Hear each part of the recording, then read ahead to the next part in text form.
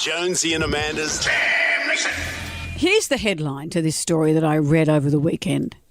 Woman strangled sister's boyfriend after injecting him with meth, then her sister married their dad. Oh, wow. Are you ready? Read on. Okay.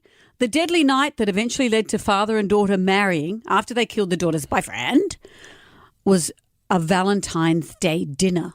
I wonder how it went. So, John Maguire was, quote, struck in the head with a wine bottle, tied up, tortured, injected with meth, strangled, buried, disinterred, dismembered, then buried again. Oh, my God. They're thorough. Yeah. So 2 weeks before Valentine's Day, John, the murdered man, and a woman called Amanda, boyfriend and girlfriend, were travelling from Minnesota when their vehicle broke down in Indiana. Larry, Amanda's dad, and Anna, her sister, went to pick them up. The couple were, quote, coming off meth pretty hard.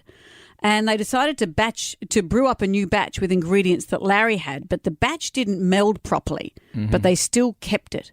Keep that in mind. I always have trouble when I'm making my meth at home. If it doesn't meld. If it doesn't meld.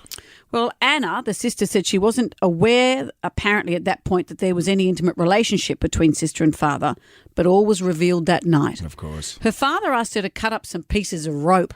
Yeah, fair enough. And she noticed that Amanda kept a wine bottle close at hand. You can say the same about me. Larry said he wanted to play a trust game. Oh, here we go. During the game, John's feet were tied. Amanda stood up, grabbed the bottle and bonked him on the back of the head. Larry said to Anna, the other sister, if she wanted to live, she had to follow instructions. Then Larry and Amanda started accusing him of being a federal informant and threatened to inject him with truth serum. She presented 2 syringes, which Anna later learnt were filled with the bad batch of meth, and she had to inject them into his carotid artery. Yeah. But then she was told she still needed to strangle him. They made Anna burn his belongings and put the body in a garbage bag. Then they all drove around the rest of the day before stopping to dig a grave together.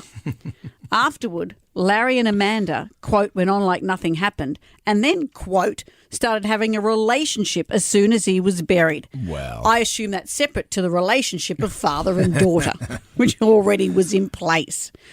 But then 2 weeks later, Amanda insisted she wanted proof that he was actually dead. So they had to uncover the body. And she started ranting about how she didn't think he was dead because the hair on his head was still growing.